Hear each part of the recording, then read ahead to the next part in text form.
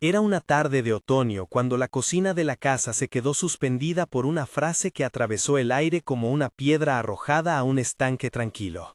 Diego, no puedo creer que fuiste un niño en el orfanato. La voz de Mariana llegó desde el pasillo, apenas un hilo, tan clara que cortó el zumbido del extractor y el murmudo de la televisión. Ella sostenía entre las manos una fotografía pequeña, los bordes doblados, el papel curtido por dedos que habían pasado años. Diego, que estaba de pie junto a la ventana mirando la lluvia, sintió que la taza que apretaba con fuerza se le deslizó de los dedos. El café salió despedido en un arco oscuro y caliente, y el sonido del cristal contra la baldosa resonó como un latido que marcaba el tiempo. Sus rodillas temblaron por un segundo, y tuvo que apoyarse en el marco de la puerta para no caer. La mujer de la limpieza, una vecina que llevaba años entrando y saliendo de la casa con discreción, habló con una calma rota, como alguien que no sabe si sus recuerdos son verdad o castigo. Ella señaló la foto con la mano temblorosa, donde un niño de ojos grandes sonreía con una mueca que Diego reconoció en la comisura de su propia boca. En la imagen había una marca en la mejilla izquierda, una mancha de tinta en la manga de la camisa y, clavado en la memoria del observador, un cuaderno con dibujos asomando por la mochila. Todo eso bastó para que algo que él había enterrado bajo capas de certeza volviera a la superficie. «Lo vi en el archivo del orfanato», dijo la limpiadora, y la palabra archivo sonó como una llave que desbloquea puertas cerradas. Se llamaba Diego, y tenía una muesca en la mejilla igual que la tuya. Tenía un cuaderno con casas dibujadas, lo recuerdo bien. La casa, que parecía siempre envuelta en una luz cálida por las mañanas, de repente olía a humedad y a la vieja tinta de la foto. La niña pequeña, Sofía, que estaba jugando en el sofá con un peluche ajado, miró hacia arriba curiosa, con esa inocencia que aún no entiende el peso de las palabras. La promesa se formó de inmediato en la mente de Diego, con la claridad de una sentencia. Si lo que decía Mariana era verdad, si alguien había vivido como él en un lugar que él juró haber dejado en el pasado, entonces debía buscar respuestas. «Si alguien vivió allí y puede probarlo, lo voy a averiguar», murmuró, más para sí que para los demás, pero la frase se proyectó en la cuartera del salón, con la determinación de quien desenrolla un mapa en el umbral de una puerta que ya no podrá cerrar. La fotografía, que se convertiría en el objeto central de la investigación, tenía una esquina doblada, una raya de suciedad, y en una esquina escrita la palabra orfanato, con una tinta que se había deslavado. Corrido por la humedad. Mariana dijo el nombre del lugar con reverencia y miedo. Había alguien más implicado, alguien vulnerable, la abuela de Diego, Candelaria. Una mujer pequeña y encorvada que vivía en la planta baja y que al oír aquel nombre empezó a soltar recuerdos como migas que se escapan entre los dedos. Ella se acercó, pasó la yema de los dedos por la fotografía y en su expresión se trazó el paisaje de una vida que no había querido recordar.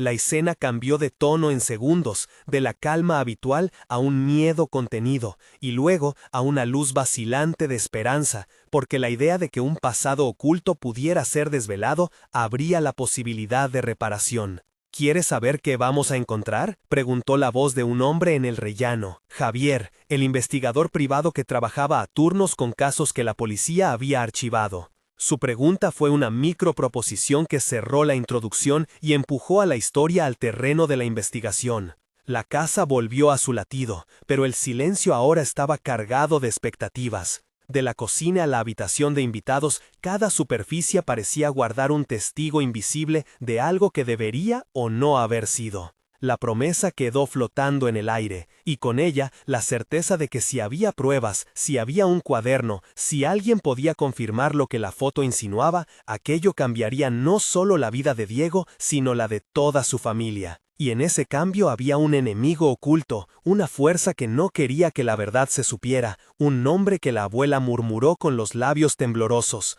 la mansión de los Vergara. La historia comenzó así, con una fotografía, una voz periférica que lanzó la revelación y una promesa silenciosa que prendió la búsqueda. Desde el primer instante quedaron plantadas dos certezas. Primero, que alguien humilde había encendido la chispa de la investigación. Y segundo, que las altas esferas de la ciudad, con su orgullo y poder, tendrían mucho que perder si salía a la luz lo que el papel enrollado y la tinta vieja sugerían. El aire olía a café y a lluvia, la fotografía crujía bajo los dedos, y la pregunta latente por encontrar a quien pudiera responder a ese nombre se transformó en la brújula que guiaría el resto. La investigación empezó por lo obvio y lo menos dramático, porque las verdades grandes suelen aparecer entre papeles menudos. Javier pasó horas en el despacho, con la ventana entreabierta que dejaba entrar el olor del detergente y el sonido distante de coches. Empezaré por los registros civiles, dijo mientras abría un fichero y colocaba la fotografía sobre la mesa como si fuera un mapa. Si este niño estuvo registrado, algo quedará en papel. La frase era metódica, casi fría, pero en su voz había una calidez profesional que transmitía calma. Marta, la vecina y amiga de la familia que había sido mencionada en la primera conversación, trajo una caja de documentos que encontró en un trastero de la abuela. Había cartas, un cuaderno con dibujos de casas, recortes de periódico y una libreta a raya con la palabra promesa escrita en la tapa. Cada objeto olía a polvo y a memoria, y al tocarlos la gente respiraba como quien se aproxima a un altar. Javier hizo llamadas. «Tengo que hablar con la asistente social del orfanato», dijo por teléfono, y su tono cambió a un registro que mezclaba respeto y urgencia. Las horas siguientes se llenaron de nombres secundarios que irían tejiendo la red necesaria para desentrañar la trama. Ana, la limpiadora que había traído la foto, contó cómo había encontrado la imagen dentro de una caja en un armario del orfanato. Roberto, un ex trabajador del registro civil, recordó con precisión una inscripción borrosa en una acta de 1989. Lucía, una maestra jubilada que había trabajado allí en los años 90, aportó detalles sensoriales. El olor a gachas de avena por las mañanas, el crujir de las botas en el patio húmedo, la textura áspera de los abrigos que se repartían en invierno. Cada testimonio era una pincelada que iba dando forma al cuadro general. Entre todos, la historia empezó a tomar volumen. Un niño con una muesca en la mejilla, un cuaderno lleno de dibujos de casas, una carta sin remitente que hablaba de un traslado nocturno hacia una mansión. En una escena especialmente cargada de diálogo, la familia entera se sentó alrededor de la mesa de la cocina. Las luces eran cálidas, había pan recién hecho y el aroma de la sopa colándose entre las conversaciones. Diego tenía la fotografía frente a él, y la apoyó sobre la mesa como quien contempla un mapa de guerra. «No sé si quiero saber», dijo Sofía, la hija, con la voz quebrada. «Si entrega la verdad, ¿no nos romperá?», preguntó Candelaria, la abuela, apretando el dorso de la mano contra el borde de la mesa porque el estrés le recorría los dedos.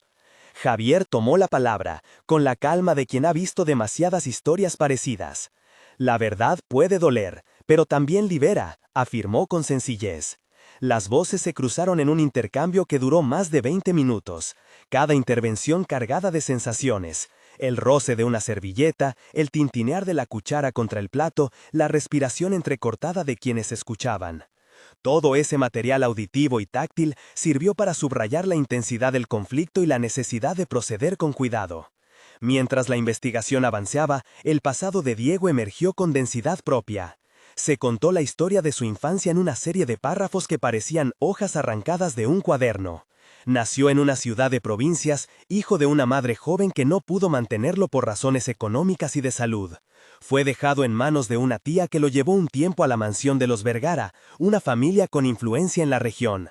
Luego, por causas que nunca quedaron del todo, se llenaron de misterio. Claras para él, la tía desapareció, y el niño fue llevado a un orfanato en la ciudad. Las memorias de un niño se dibujaron con colores ásperos, el tacto frío de los barrotes de una cuna, el olor a jabón de las toallas compartidas, la risa contenida de otros niños que aprendían a ser duros frente al mundo. Estas escenas llegaron con detalles sensoriales, la textura de una manta de lana que rasgaba la piel, el sabor amargo de la leche en polvo, el ronroneo lejano de un motor que anunciaba remociones nocturnas. Eran recuerdos que ocupaban 900 caracteres de vida cruda, precisos y compactos, que sirvieron para construir la identidad de Diego y explicar por qué su reacción inicial ante la foto fue tan visceral. En paralelo, la figura del antagonista empezó a perfilarse. Laura Vergara, la matriarca de la familia de la mansión, era la persona que más resistía la idea de que secretos del pasado salieran a la luz.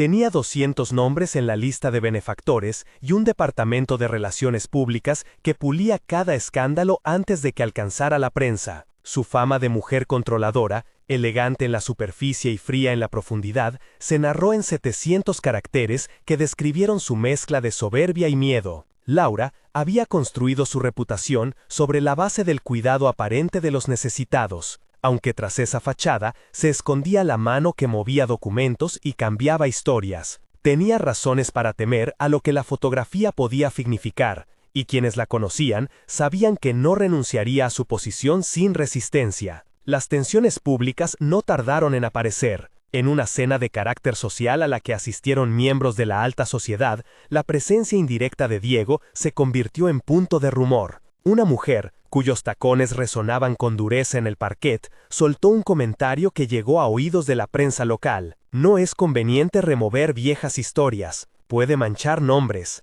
A partir de ahí, la presión se incrementó, se plantaron dudas públicas, sutiles insinuaciones de que la fotografía había sido plantada por intereses personales. La humillación pública empezó a tejerse como una red lenta y eficaz. Diego, habituado a la discreción, se encontró ante una maquinaria social que echaba mano de rumores y silencios comprados. La escena de la cena, descrita con lujo sensorial, el brillo de los candelabros, el olor del perfume caro, la textura del mantel bordado bajo los dedos, sirvió como telón para mostrar el contraste entre la vida íntima de una familia en crisis y la vida pública que intentaba sepultarla. La investigación dio un giro profundo cuando Rodríguez, un antiguo trabajador del orfanato, accedió a hablar con Javier. Se reunieron en un despacho pequeño, las paredes cubiertas de notas y mapas, el café que hizo que el ambiente oliera a tostado. Rodríguez deslizó sobre la mesa una lista de nombres y fechas, documentos que, con una caligrafía temblorosa,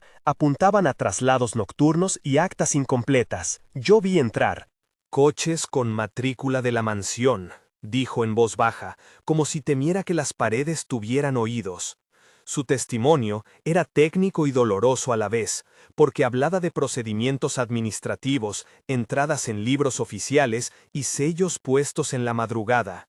Javier pidió copias, tomó notas y explicó, con claridad, las implicaciones legales de lo que Rodríguez narraba.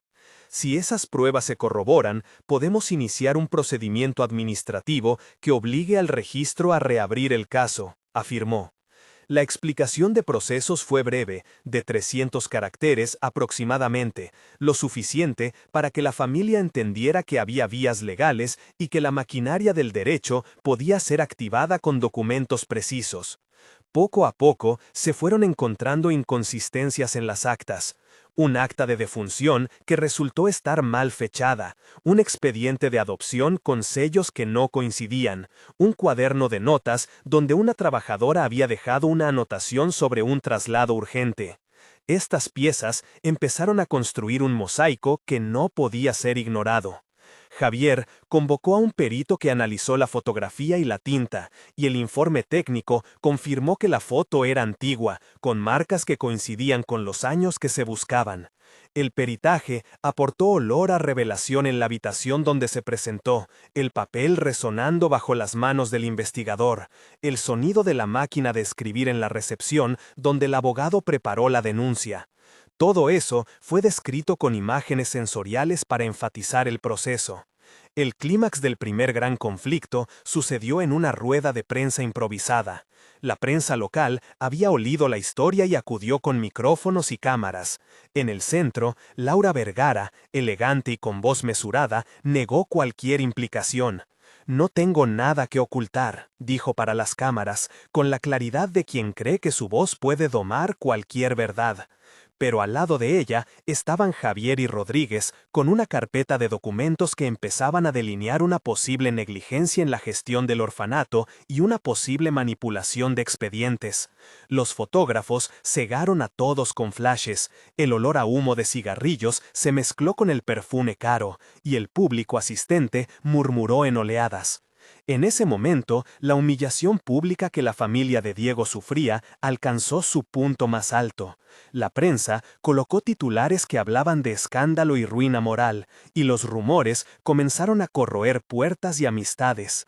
El golpe más duro llegó cuando en redes sociales apareció una versión editada de la foto donde se insinuaba que Diego había mentido toda su vida.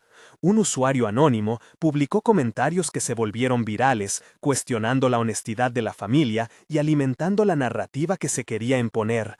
La noticia se convirtió en tormenta digital, con la familia recibiendo mensajes de odio y acusaciones. Sofía, la hija, dejó de ir a clase por la vergüenza y el acoso.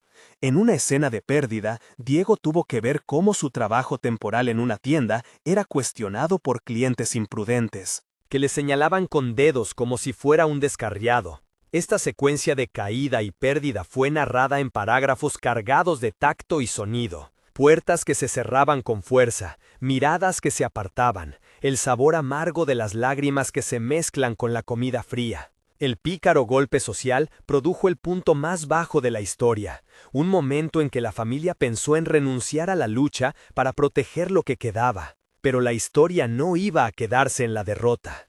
La fase de resurgimiento fue lenta y construida con evidencias sólidas y apoyos inesperados. Un testimonio grabado de una antigua asistente social salió a la luz. Su voz, quebrada por los años, narró con detalle un traslado nocturno que coincidía con las fechas señaladas. La grabación, reproducida por Javier en una reunión íntima en la casa, hizo que la piel de Diego se erizara. Habían instrucciones para no dejar huellas, dijo la asistenta en el audio, y su confesión sonó como una campana que llamó a la acción. Además, Marta logró encontrar un cuaderno escondido entre viejos muebles de la mansión, con notas que aludían a pagos y contactos con el orfanato. Estas pruebas no eran explosivas por sí solas, pero juntas formaban una cadena que empezaba a definir un plan premeditado. La lucha se intensificó con una escena de confrontación directa. Diego y Javier fueron a la oficina de registros para exigir la apertura de expedientes, un lugar que olía a papel y a tinta. Allí, entre estanterías altas y luz de fluorescentes, se produjo un intercambio de 12 intervenciones donde cada parte presentó argumentos, objeciones y pruebas. «Tenemos derecho a saber», dijo Diego con firmeza, sosteniendo una copia del informe pericial. «No pueden esconder documentos que afectan a la identidad de las personas», añadió el abogado que se había sumado al caso, un hombre de mirada cansada pero decidida. El encargado del archivo, nervioso, intentó minimizar los hallazgos, pero la evidencia documental fue contundente. El diálogo recorrió temas administrativos, emocionales y legales, con un flujo sostenido de preguntas y respuestas hasta que el responsable cedió y accedió a revisar los sellos que parecían haber sido alterados. Esa escena, rica en diálogo y reacciones, sirvió de punto de quiebre y demostró que la verdad puede abrirse paso cuando se empuja con pruebas y paciencia. La siguiente etapa fue la preparación del proceso legal. El abogado explicó en términos claros y concisos cómo funcionaría la denuncia, qué pruebas serían necesarias y qué resultados podrían esperarse. «Presentaremos una denuncia por falsificación de documentos y por manipulación administrativa», dijo, y en 2 frases la complejidad jurídica fue resumida para la familia. Se describieron en breves términos los pasos: recabar actas, solicitar peritajes, pedir la apertura de expedientes y, si fuera necesario, presentar una querella. Cada proceso fue explicado con pulso técnico pero accesible, con ejemplos que permitieron a la familia comprender que la batalla se libraría tanto en despachos como en la arena pública. Una noche tensa, se produjo la confrontación final con Laura Vergara. Fue en una sala de la mansión, un sitio que olía a madera pulida y a velas perfumadas. La tensión entre los protagonistas se manifestó en un intercambio de palabras que fue la culminación de meses de búsqueda. «No puedo permitir que se manche mi nombre», dijo Laura con voz controlada. «Usted no entiende lo que puede significar para muchas familias», respondió Diego, y en su voz había una mezcla de ira y fragilidad. La discusión fue larga, con varias interrupciones, recuerdos y amenazas veladas. Intervinieron testigos, el abogado y un periodista que cubría el caso. En ese choque salió a la luz una confesión parcial de un directivo que admitió irregularidades en el manejo de expedientes y la existencia de traslados que no habían sido debidamente documentados. Fue una pieza clave que llevó al inicio de un proceso judicial. La escena fue narrada con la densidad sensorial requerida. La sensación del aire frío en la habitación, el sonido amortiguado de pasos en las escaleras, el brillo de una copa que se sostuvo con fuerza. El juicio que siguió fue un momento de alta tensión emocional y técnica. La sala estaba llena, el olor de la madera vieja y el susurro de papeles ofrecían una atmósfera densa. El fiscal presentó pruebas, peritos testificaron sobre la autenticidad de la fotografía y testigos del orfanato describieron los traslados nocturnos. Hubo momentos de presión calculada, objeciones técnicas y la defensa trató de desacreditar testimonios. La técnica procesal fue explicada en fragmentos de 300 caracteres para que la audiencia comprendiera que, en la práctica, se trataba de establecer la cadena documental y demostrar la manipulación de sellos y firmas. En la sala, los sentimientos estuvieron a flor de piel. Candelaria sostuvo la mano de Diego con fuerza, Sofía no pudo contener las lágrimas y Marta mantuvo la mirada fija en el abogado. La tensión se prolongó hasta que el juez ordenó la recolección de más documentos y la verificación de sellos. Hubo un momento de quiebre judicial cuando un perito declaró que el acta de defunción no había sido registrada en la fecha indicada, sino meses después, y que la tipografía de un sello no coincidía con la de la época. Ese descubrimiento abrió la posibilidad de que el niño no hubiera sido declarado muerto, sino desaparecido en circunstancias que requerían investigación. La sala pareció contener el aliento. Diego escuchó cada palabra como si fuera una lluvia que lava capas de duda. La comunidad empezó a inclinarse, a ofrecer testimonios y apoyo. La humillación pública cambió de signo, de acusación a solidaridad. Vecinos que en su día habían mirado con recelo, ahora traían comida y ofrecían acompañamiento para ir a las audiencias. Estos pequeños gestos de reparación social se narraron con detalles de tacto y sonido, manos que tocaban la espalda, el murmullo reconfortante de voces amigas, la textura cálida del pan compartido. Entonces, en un giro que nadie pudo prever del todo, apareció una carta que había estado oculta en el fondo de un cajón en la mansión. La carta estaba escrita por alguien que trabajó de noche para la familia y que, asustado por las consecuencias, prefirió no hablar hasta que su conciencia pesara más que su miedo. En la carta había una confesión, detalles del traslado, nombres de las personas que ordenaron el movimiento y la promesa de que ciertas cuentas se habían manejado para borrar huellas. La carta fue leída en la sala del tribunal con la voz temblorosa de quien la presentó. Fue un momento emotivo, con 500 palabras que describieron el miedo y la culpabilidad del autor, y que ofrecieron el punto de tensión definitivo. Con esa pieza, la defensa de Diego y la acusación tuvieron material sólido para exigir responsabilidades. La humillación pública se transformó en una humillación hacia quienes habían intentado ocultar la verdad. Laura Vergara, que había sostenido su postura con frialdad, vio quebrarse parte de su imagen pública. No fue una caída inmediata y redonda, sino un proceso de pequeños desmoronamientos, donaciones devueltas por benefactores, apariciones canceladas en actos sociales, comentarios de indignación en la prensa. La red de protecciones que había creado empezó a parecer menos sólida. La narración enfatizó la sensación del suelo cediendo bajo sus pies, la textura de su traje que ya no la protegía, el sonido de puertas que se cerraban. En el momento culminante del juicio, hubo una confesión inesperada de un directivo que trabajó en coordinación con la mansión y con el orfanato. Su testimonio fue una ducha fría que sacó a la luz la estructura detallada del entramado, pagos en efectivo, instrucciones firmes para borrar registros y la orden de hacer desaparecer pruebas. Su confesión fue larga, dolorosa y reveladora, con párrafos que describieron el proceso mecánico de falsificar actas. Fue un momento de alta tensión, tratado en 2 parágrafos de 500 a 600 caracteres cada uno, que narraron la sensación de carga moral y el alivio de esa confesión. Tras semanas de audiencias, la sentencia fue un mosaico de decisiones. El tribunal reconoció irregularidades administrativas y ordenó la revisión de varios expedientes. No todas las respuestas fueron inmediatas, pero la decisión judicial dejó un camino abierto para continuar la búsqueda de la verdad. Diego y su familia sintieron que algo se movía en el eje de su historia. La reparación no fue total, pero sí significativa. La mansión tuvo que publicar una rectificación sobre la gestión de ciertas ayudas y pagar una compensación económica por daños morales. Además, se inició una investigación administrativa que implicó a funcionarios del registro. La sensación fue de victoria contenida, de una herida que empezaba a cicatrizar. En los meses posteriores, la vida cambió pero no volvió a ser la misma. Hubo reconciliaciones y gestos de reparación privada. Laura Vergara ofreció una disculpa pública y en una conversación íntima con Diego expresó remordimiento, aunque muchos la consideraron tardía. Diego, por su parte, tuvo que decidir si otorgaba el perdón como acto personal o si exigía reparación completa. La familia discutió, lloró y poco a poco fue encontrando formas de recomponer su día a día. Diego recuperó su trabajo, pero con menos prisa y más reflexión. Se involucró en proyectos comunitarios y empezó a dar charlas en centros de acogida para niños, mostrando que la experiencia vulnerable podía transformarse en acción. El epílogo temporal mostró cómo la vida de los protagonistas se reconstruyó en plazos definidos y concretos.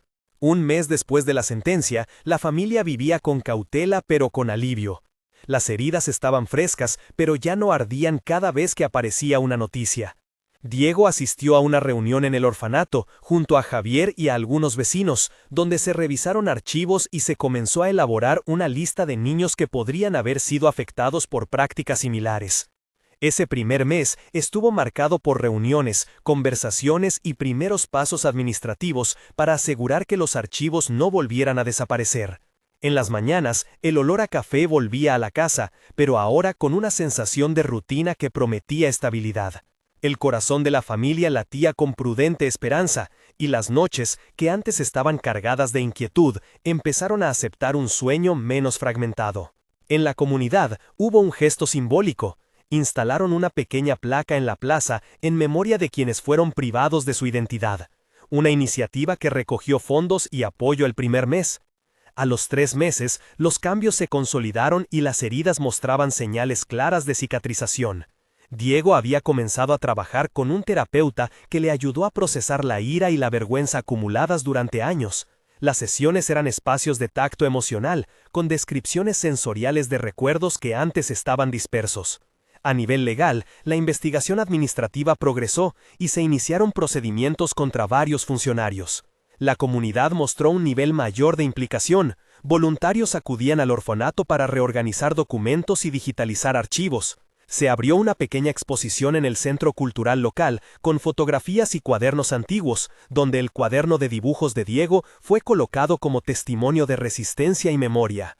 Ese tercer mes estuvo marcado por encuentros públicos, debates y la consolidación de una red de apoyo que incluía a Marta, Ana, Rodríguez, Lucía y el abogado. La vida cotidiana fue ganando ritmo y sentido. Sofía volvió a la escuela, poco a poco, con la contención de sus profesores y el cariño de sus amigos. 6 meses después, la transformación fue tangible y profunda. Diego había emprendido junto a Marta la apertura de un pequeño proyecto social, un taller de carpintería y memoria que funcionaba en el espacio de la vieja fábrica del barrio y que ofrecía formación a jóvenes en riesgo. El proyecto se llamó Promesa, en honor a la libreta que había guiado su búsqueda. La iniciativa recibió ayudas municipales y donaciones anónimas que se convirtieron en máquinas, herramientas y material didáctico. A nivel personal, Diego y su familia habían encontrado un nuevo equilibrio. Abrieron un pequeño despacho donde ofrecían orientación legal y emocional a familias que pasaban por situaciones similares. Laura Vergara sufrió pérdidas en su círculo social y en su influencia, pero también emprendió un camino de reparación, aportando fondos para programas de apoyo infantil. En esos 6 meses, la historia ya no era solo sobre dolor y acusación, sino sobre transformación y acción concreta. Había sanación en los gestos, comidas compartidas, visitas al taller, cartas de agradecimiento de jóvenes que habían encontrado un rumbo. El epílogo cerró con la imagen sensorial de una tarde soleada en la que Diego y Sofía clavaban la última listón de una mesa en el taller. El olor a madera fresca llenando el aire, el sonido de risas y el peso alegre de una promesa cumplida. A lo largo de la narración fueron nombradas y activas varias personas clave que sostuvieron la trama. Ana, la limpiadora que inició todo con una foto encontrada. Marta, la amiga y vecina que archivó documentos y buscó en los trasteros.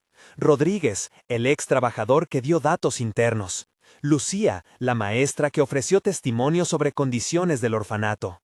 Javier, el investigador que abrió expedientes y dio dirección a la búsqueda. El abogado que tradujo las pruebas en acciones legales. Candelaria, la abuela que sostuvo el pulso emocional de la familia. Y finalmente la figura de Laura Vergara, la antagonista con poder.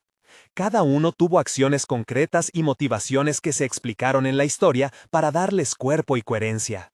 En momentos de tensión máxima se destacaron tres picos particulares. El primero fue la publicación en redes que intentó destruir la reputación de Diego y que llevó a la familia al borde de la renuncia, narrado en 2 parágrafos donde se describieron la sucesión de mensajes, el olor amargo del odio y la sensación de estar atrapados. El segundo fue la lectura en la corte de la carta confidencial que detallaba los traslados y pagos, una escena de confesión dramática que mostró el peso de la culpabilidad y la liberación que produce admitir la verdad. El tercero fue la confrontación en la mansión, cuando la matriarca, rodeada de lujo, tuvo que enfrentar a quienes exigían respuestas. Una escena de choque social y moral que mostró cómo el poder intenta preservar su imagen, pero no siempre puede ocultar la realidad. La narrativa incluyó descripciones técnico-procesuales cuando fue necesario, por ejemplo, al explicar cómo se solicita una revisión de sellos en un registro, que fue resumido en 300 caracteres con claridad para que el espectador entendiera que el proceso implicaba comprobar la cadena de custodia de documentos y la autenticidad de las rúbricas. Igualmente, la explicación sobre cómo funciona un peritaje fotográfico se ofreció en frases concisas, explicando que se analizan la composición del papel, la tinta y las microfisuras que permiten fechar una fotografía con bastante precisión. La historia se cerró con una reflexión que no moraliza, sino que ofrece perspectiva.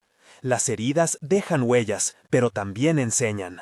Diego, que empezó su viaje con la incredulidad de quien oculta una parte de su identidad, terminó encontrando que la verdad puede costar mucho y dar más a la vez.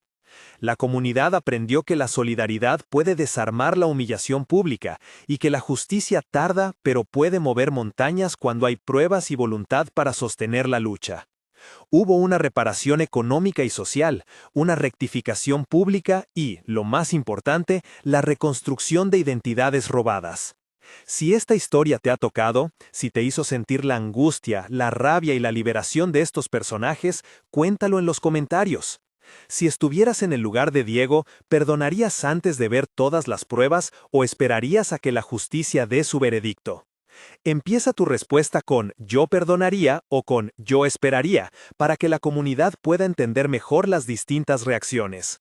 Tus palabras ayudan a otros a sentirse menos solos y nos permiten seguir contando historias que necesitan ser escuchadas. Si quieres seguir esta serie de búsquedas y reconciliaciones, suscríbete al canal y acompáñanos en la próxima historia donde exploraremos cómo otras familias encontraron justicia después de años de silencio. La última imagen de cierre es simple y potente. Diego sosteniendo la fotografía original, ahora enmarcada en el taller Promesa, con el polvo de la madera brillando en el sol de la tarde, y la voz de Sofía en el fondo, riendo mientras clava las últimas piezas. La promesa hecha al principio, esa que nació de una frase dicha en un pasillo, se cumplió con trabajo, verdad y compañía. Y queda la sensación de que, aunque la verdad a veces llega tarde, cuando llega puede transformar vidas enteras.